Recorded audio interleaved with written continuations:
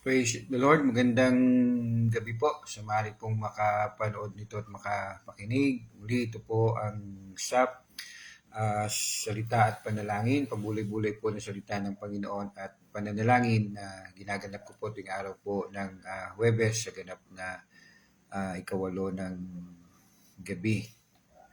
Para po sa salita ng Panginoon ay mula po sa Deuteronomy chapter 8 verses 1 to 10. Deuteronomy chapter 8 verses 1 to 10.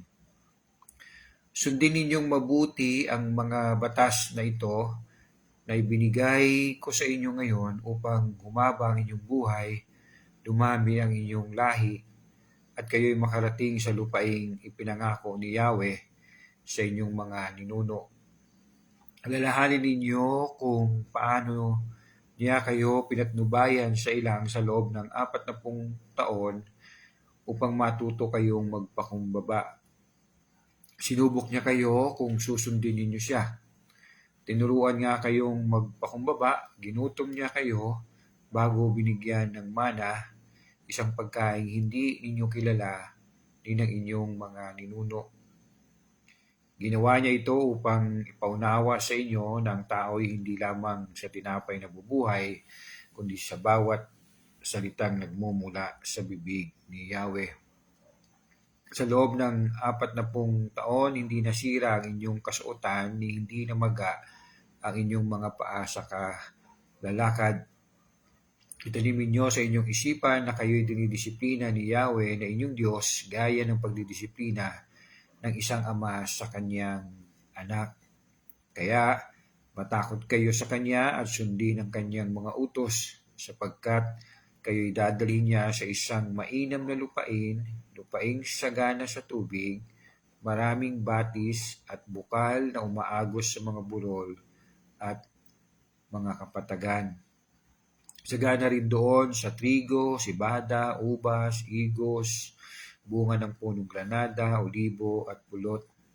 Doon ay hindi kayo magkukulang ng pagkain o anumang pangangailangan. Ang mga bato roon ay makukunan ng bakal at makukunan ng mga tanso ang mga burol. Mabubusog kayo roon at pupurihin ninyo si Yahweh na inyong Diyos dahil sa masaganang lupaing ibinigay niya sa inyo. Ang Diyos po magpalaho sa kanya pong salita. Sabit po tayong manalangin. Aming Diyos, aming Ama, salamat po sa buong maghapon. Salamat po sa pag-iingat nyo. Salamat sa provision, Panginoon. At salamat po muli sa pagkakataong ito, Panginoon. Na po yung mga pagbahagi ng iyong salita. At po, Panginoon, ang iyong salita, Panginoon, ay mahayag. Ang salita ay mabiyaya pong mangusap sa mga makakapakinig nito, Panginoon. At kung meron man pong makakapakinig, Panginoon, na meron pong kabigatan, O Diyos, Ama, sa inyo pong kapurihan, tulutan niyo po siya ng kagaanan. At kung meron man pong may karamdaman, Panginoon, sa inyong kapangyarihan at awa-habag, Lord, humingi kami madalangin ng kagalingan, Panginoon. Lord, salamat po. Muli, Lord, kayo po ang magpala sa pangaral ng inyong salita, sa inyong kapurihan, sa inyong karangalan. Ito ang aking panalangin. In Jesus' name. Amen. Praise the Lord.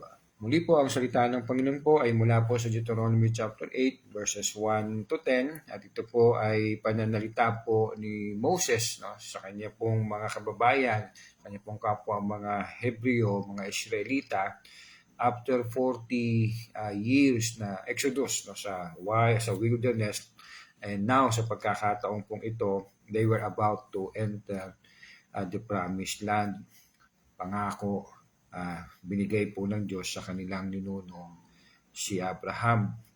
Let me read po sa Genesis chapter 17, sa chapter 12 nabanggit din po, pero let me read 17 ng Genesis, verse 7 and 8. Tutuparin ko ang aking pangako sa iyo at sa iyong lahi habang panahon at ako'y magiging Diyos ninyo. Bibigay ko sa iyo at sa iyong magiging lahi ang lupaing ito ng Kanaan na iyong tinitirhan ngayon bilang isang dayuhan. Ito ang magiging pag-aari nila sa habang panahon at ako ang kanilang magiging Diyos. At maging po si Joseph, no, bago po siya bawian ng buhay, ay pinalalahanan niya po kanya pong mga kapatid, no, sa pangako ng Diyos na ito. At may kalakip nga siyang sabihin na natin, no, sa kanyang last will and testament, na kapag pag tinupad na ng Panginoon ang pangakong ito, no, na sila po ay makarating sa lupang pangako, ay dalhin ang kanyang mga buto. Allow me to read sa Genesis chapter 50, verse 22 hanggang 25. Nanatili nga si Jose sa Ehipto kasama ang kanyang mga kapatid. Umabot siya ng 110 taon bago namatay. Inabot pa siya ng mga apo ni Ephraim, gayon din ang mga apo niya kay Makir na anak ni Manases. Sinabi niya sa kanyang mga kapatid, malapit na akong mamatay, ngunit huwag kayong mag-alala, iingatan kayo ng Diyos at ibabalik sa lupaing ipinangako niya kina Abraham, Isaac at Jacob. Pagkatapos ipinagbili niya sa mga Israelita ang gagawin sa kanyang bangkay. Wika niya, isumpanin niyo sa akin na kapag kayo inilabas na ng Diyos sa lupaing ito, so he believed, no, na sa ipangako po ng Diyos, no, ay tutupad, dadalhin ninyo ang aking mga buto. At opo, tunay nga po ang Panginoon ay tumutupad po sa kanya pong pangako. At yes, maaari, no, maisip ninyo, opo, tumutupad nga niya kanyang pangako, pero for quite some time, no, hindi nga lang quite sometimes, no, a long time. But yes, indeed, no, totoo po, no, na may mga pangako ang Diyos na talagang it took, no, years bago magkaroon po ng kaganapan. In fact, no, ito pong pangako ng Panginoon na pagpapalaya po o pagdala sa lupang pangako, no, sa kanya pong sa mga Israelita po, no, sila po ay they were bondage o sila po ay naging alipin bilang dayuhan sa bansa po ng Egypt for 430 years. So 430 years. At yes, again, no, we just read, no, for 40 years, no, nasa wilderness sila, sa ilang sila, no, and so yung mga bata pa, mga sanggol pa na lumabas, no, from Egypt, and now, no, they were about to enter the promised land. Lumipas na po ang 40 taon, so they were what? They were in their 40s na, no, nasa 40 years old na sila at mahigit. At marahil alam po natin kung ano pong reason kung bakit po tumagal po sila ng ganoon sa ilang. At of course, no, marami pong kadahilanan, pero isa po sa kadahilanan ay ang kanila pong katigasan ng kanilang ulo, kawalan ng pananalig.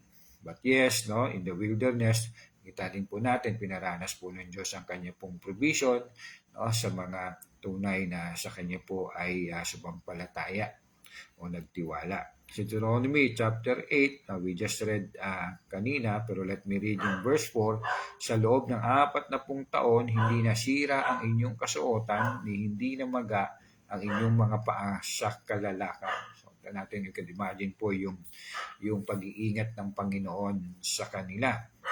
Maliban pa po doon, no, sinamahan po sila ng haligi ng apoy, no, sa gabi, no, nagsilbi pong ilaw nila at sinamahan po sila ng haligi ng ora ng ulap, no, na nagsilbi pong silungan nila, no, sa ilalim po ng mainit na araw. At marami pa pong mga himala ang ginawa ang Diyos sa kanila pong exodus, sa kanila pong journey. Again, imagine, no, sabi nga po sa verse 4, I just read it again, sa loob ng 40 taon hindi nasira ang inyong kasuotan, ni hindi namaga ang inyong mga paa sa kalalakad. Now, dito po sa ating pong text from verse 1 to 10, I want to give 3 bagay na makita po natin sa mga talatang ito na binilin o pinapagawa ng Diyos as they were to enter po the promised land, or they were to possess the promised land.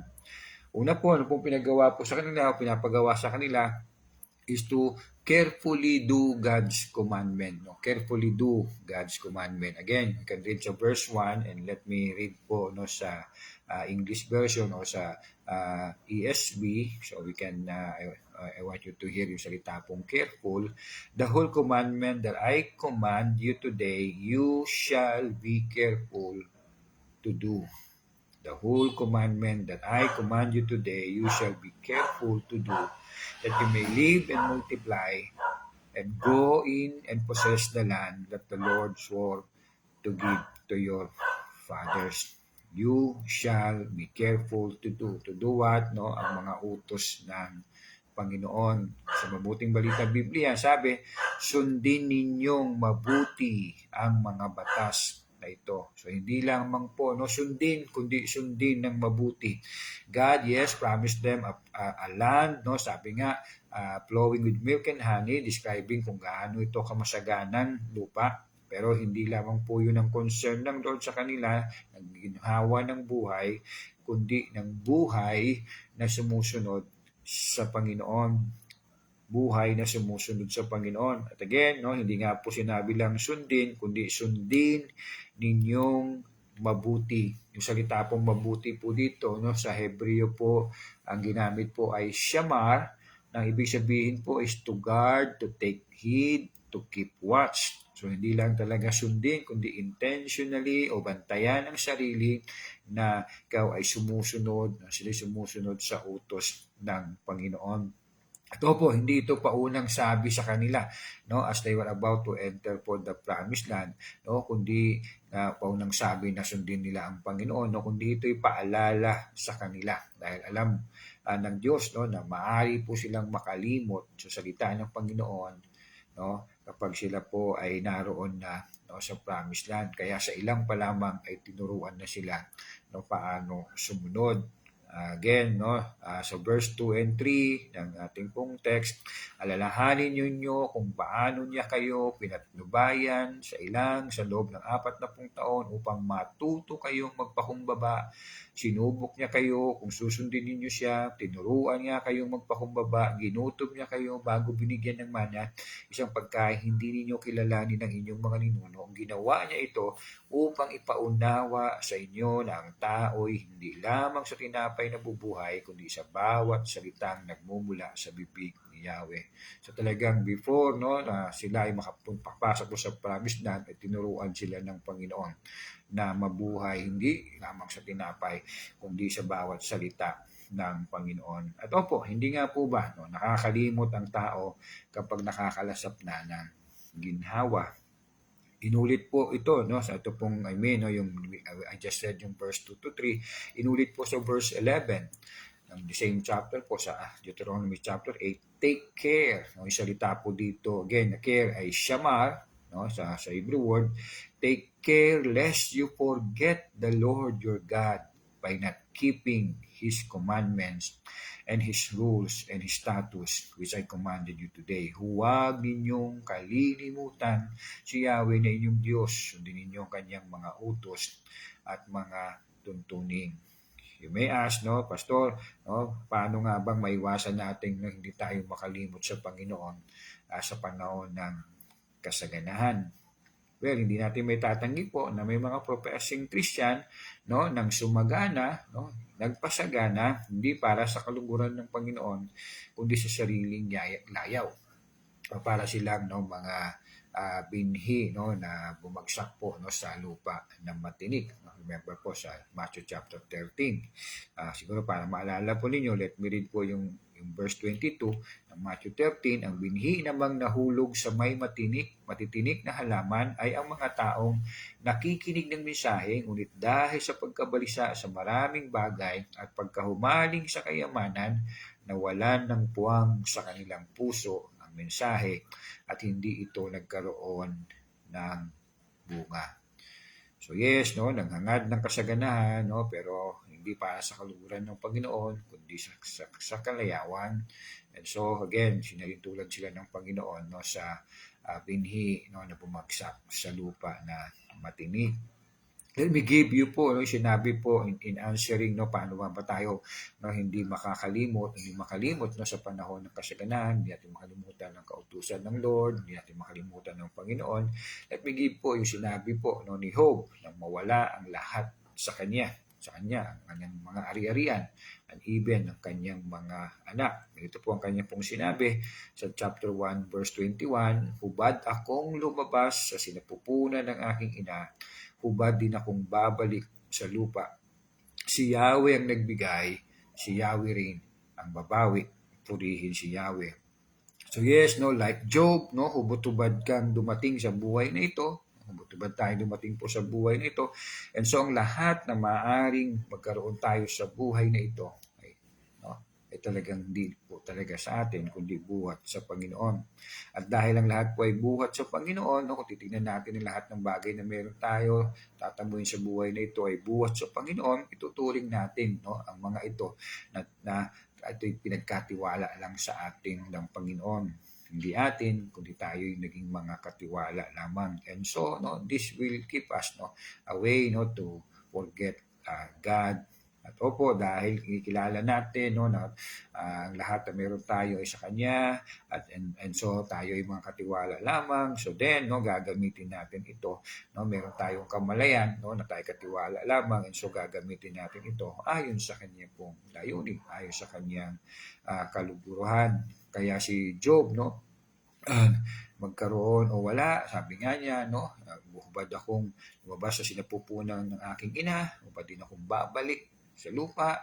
Si Yahweh ang nagbigay nagbigay, si Yahweh rin ang babawi.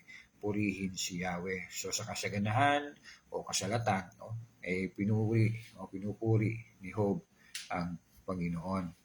So let me go sa pangalawa pong puntos, pangalawa na pinagagawa sa kanila before they possess and before they enter the promised land, to commemorate, no, or remember what God has done to them. O alalahanin ng mga ginawa ng Diyos sa kanila bago sila pumasok po sa lupang pangako. And we can read that from verse 2 to verse 6. Alalahanin ninyo kung paano niya kayo pinatnubayan sa loob ng 40 taon upang matuto kayong magpakumbaba. Sinubok niya kayo. So what was Moses was saying here, no, throwback, no, sa mga ginawa ng Diyos sa kanila, no, in the wilderness, no, bago nila narating, no, where they are, no, para to possess, no, the promised land. So yes, no, alalahanin ang mga ginawa ng Panginoon.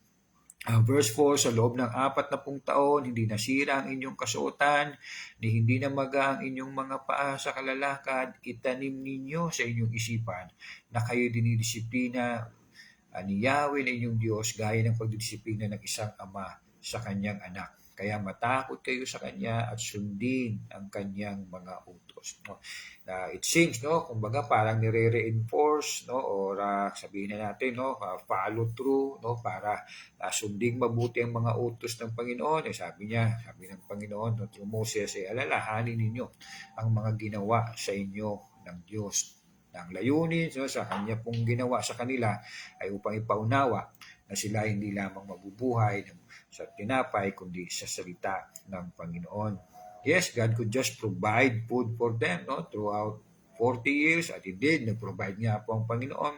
At yes, even kaya naman ng Lord talaga, nadalhin sila sa promised land ng walang kahirap-hirap, no, na hindi kailangan ng 40 years or what, kung gugustuhin po ng Panginoon. Pero again, ang Diyos na may likha ng lahat ng bagay, no, ay hindi po ginawa ay ganito lamang, no, kundi ibig niya, no, na ang bayang pinili niya, no, ay makilala siya, no, makilala siya at kilalanin siya, no. And so he displayed yung kanya pong kapangyarihan, yung kanyang authority, at sila nga po ay tinuruan sa ilang. Opo, hindi man natin po sadyang mauunawaan ang lahat ng kaparaanan ng Diyos, at palagay ko hindi naman ng Diyos, no, nare-require na naintindihin natin ang lahat ng bagay na Kanya pong ginagawa, at dapat natin maintindihan ang lahat ng Kanyang ginagawa, kundi what He asked ay tayo po ay tiwala sa Kanya. I recall kahapon, no? Wednesday kahapon, no, sa seminar po na dinaluhan ko, yung speaker po mentioned about Proverbs chapter 20 verse 24, and that mean po sa New Living Translations, the Lord directs our steps, so why try to understand everything along the way?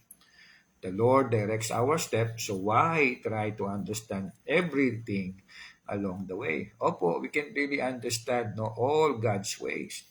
But yes, no, ang Diyos ay trustworthy. Amen po ba? No, ang Diyos po ay katiwa-tiwala. Opo, no, upang maiwasang makalimot po sa Panginoon, maging sa panahon ng kasaganahan, alalahanin natin ang ginawa ng Diyos sa atin, no, sa nakaraan. At opo, para maiwasan din po natin, no, na magmalaki o maging palalo sa panahon po ng kasaganahan, ay alalahanin po natin, no, ang ating pong kalagayan noon, no, at ang ginawa ng Diyos, no, bago natin naranasan po ang kasaganahan. Pangatlo po at panghuli, no, so una po, no, carefully keep His commandments. Pangalawa po, no, commemorate what God has done. At pangatlo po at panghuli, celebrate the Lord or praise the Lord. Yan po sabi po sa verse 7 hanggang verse 10. Sapagkat kayo'y dadalhin niya sa isang mainam na lupaing sagana sa tubig, maraming batis at bukal, na umaagos sa mga burol at mga kapatagan. Sagana rin doon sa trigo, cebada, ubas, igos, bunga ng punong granada, olibo at pulot. Doon ay hindi kayo magkukulang sa pagkain o anumang pangangailangan. Ang mga bato roon ay makukunan ng bakal at makukunan ng mga tanso, ang mga burol. Mabubusog kayo roon at pupurihin ninyo si Yahweh na inyong Diyos dahil sa pasaganang lupaing ibinigay niya sa inyo. So the Lord, no, through Moses was saying, no, you will possess the land and you celebrate it. When you celebrate my goodness, you praise me, no, you praise me sa provision ko sa inyo, no, sa pangako, sa katuparan ng pangako ko sa inyo. Remember, no, the chief end of man, no, is to glorify God and enjoy Him forever. Enjoy Him forever. Sabi po ni John Piper, God is most glorified in us when we are most satisfied in Him. No, hindi in things, no, hindi in possession, kundi in Him. God is most glorified in us when we are most satisfied in Him. No? Napaparangalan ang Diyos, nadadakila ang Diyos kapag siya ang ating kasiyahan, siya ang ating satisfaction. Hindi po ang mga bagay-bagay sa mundong ito, kundi siya. No? Katulad ni Paul, sabi nga po niya, rejoice in the Lord. I say it again in Philippos, rejoice. No, hindi niya sinabi rejoice, no, in the things that you have, rejoice in the riches of this world. No, hindi, rejoice in the Lord. Magalak kayong lagi sa Panginoon. Inuulit ko, magalak kayo. Kaya naman siya, no, sa kasaganahan or kasalatan, no, ay may contentment siya because ang kanyang pong joy ay nasa Panginoon. Let me read po, no, sa kanya ang very popular po, Philippians chapter 4 verse 12 to 13. Alam ko kung paano maghikaos, alam ko rin kung paano managana. Natutunan ko na ang sikreto kung paano masihan sa anumang kalagayan sa buhay, ang mabusog o ang magutom, ang managana o ang maghirap. Ang lahat ng ito'y magagawa ko dahil sa lakas na kaloob sa akin ni Kristo. So yes, no, he rejoices, no, in plenty or in empty, he rejoices in the Lord. Opo, sa kasaganahan, let's celebrate the Lord, no? Not the source, not yung mga bagay-bagay na ito, kundi the source ng mga bagay na ito, the source ng kasaganahan, ang Panginoong Diyos. I want to end po again, going back po dun sa Proverbs 20 verse 24 na I just read kanina, and let me read it again. The Lord directs our steps, so why try to understand everything along the way? Yes, no? Ang Diyos po nagtatakda ng ating pong buhay, ang Diyos po nagtatakda ng ating pong direksyon, at hindi nga natin malalaman, no, o maiintindihan ang lahat ng ginagawa po ng Diyos sa atin. But yes, malinaw po niyang pinahayag ang plano at ang ginawa po niyang pagliligtas sa ating makasalanan sa pamamagitan po ng Panginoong Hesus. Sa pamamagitan ng kanyang buhay, sakit, kamatayan, at muling pagkabuhay. Ang sino nga pong sumampalataya sa Panginoong Hesus, no, ay hindi na mapapahamak, no, hindi na parurusahan ng Diyos sa kanyang kasalanan, kundi magtatamo ng kapatawaran, ng kaligtasan, at ng buhay ng walang hanggan. At opo, ang lahat po ng sumasampalataya may pag-asa ng kaligtasan mula sa Panginoon. This is the ultimate promised land. The ultimate promised land na mararating ng lahat ng sumasampalataya sa Panginoong Hesus, no? Sa araw ng muling pagbabalik ng Panginoong Hesus. Saan? Doon po'y wala na pong sakit, wala nang hirap, wala nang kasalanan. At habang ikaw bilang mananampalataya ng Panginoong Jesucristo, habang naririto po tayo sa buhay na ito, mamuhay tayong carefully keeping His commandments, commemorating what He has done to us in the past. At yes, celebrating Him. Celebrating Him, no, dahil tunay nga siya po ang ating kaligtasan. Magandang gabi po. Pagpalain po tayo ng Panginoon sa kanya pong salita. Tayo po yung manalangin. Salamat po o Diyos ng marami. Pagpalain niyo po o Diyos ang mga salitang ito at tunay na mangusap sa basa po sa amin. At opo, Panginoon, salamat, Panginoon, for reminding us, O God, to carefully keep your commandments, Panginoon. Opo, dahil kami ay hindi nabubuhay lamang sa tinapay, kundi sa mga salita mo. At opo, ang mga salita mo ay mabuti, Panginoon. At opo, O God, nagdulot ng kaligtasan sa amin. Thank you for reminding us, no, to remember, to commemorate, Panginoon, mga ginawa mo sa aming mga buhay, Panginoon. At opo, kung paano nyo kami, Panginoon, paano nyo kami nadatnan, Panginoon, kami tinawag mo po sa iyong kaligtasan, makasalanan, Panginoon, na biniyayaan ng iyong habag at nagdulot ng kaligtasan sa amin.